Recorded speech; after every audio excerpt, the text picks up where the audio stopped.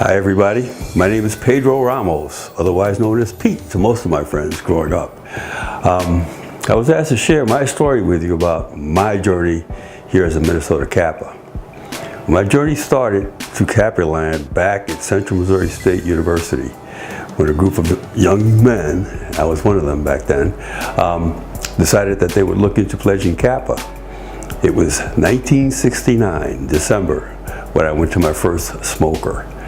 There were about 35 of us in that room and 13 individual Kappas looking to weed that 35 into a group of individuals that they would invite. Following that meeting, 29 of us were invited to return.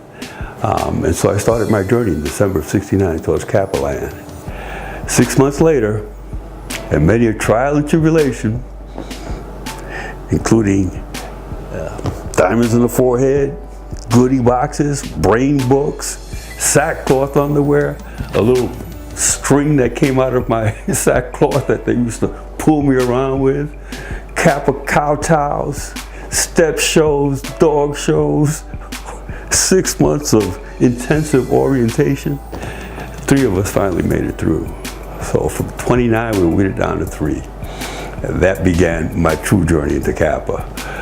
Once we went over, we decided that we had a core group there that we would start our own chapter. We petitioned nationals in '70 to start our own chapter. It was granted in 1972, so we became Zeta Tau, double-letter chapter at Central Missouri State. And those of us that were on campus at the time, including Ronnie Payton, became charter members of that organization. In '73, I had a marvelous opportunity to come to Minnesota. Just got off the campus, cleaning up my first job, and landed a job in Minnesota. So I left the campus in Missouri and moved right to Minnesota.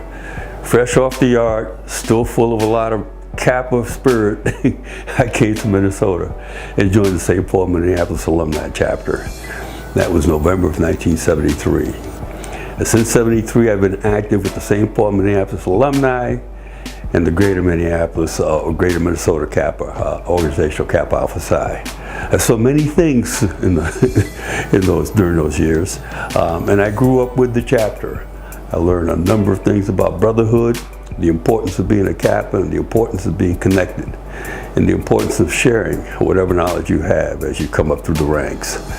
We had all kinds of support groups set up when I was coming through the ranks, including peer groups that would assist us upcoming brothers understand corporate culture, understand business, and understand the community and how we can connect with all of those entities.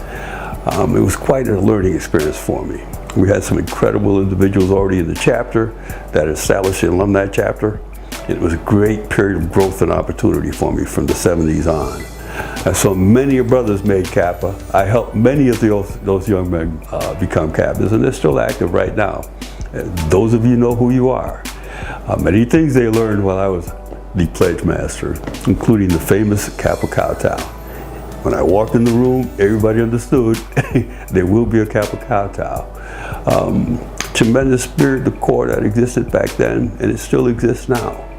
I've been through, I think, 5 province council meetings here in Minnesota.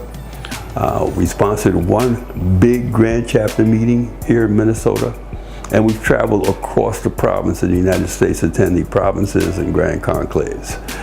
It's been a very full and rich experience for me, and I'll gladly share any of my experiences with anyone who asks.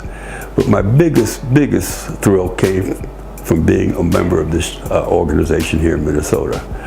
This is where I learned this is where I developed a better understanding of what it is to be a Kappa. The support that this chapter has shown me and my family throughout the years has been outstanding. The support that we've shown for one another throughout the years that I've been here has been outstanding. From establishing businesses, to building homes, to refinishing basements, to putting up fencing, laying sod, moving brothers in and out of the city, locating jobs, helping people network.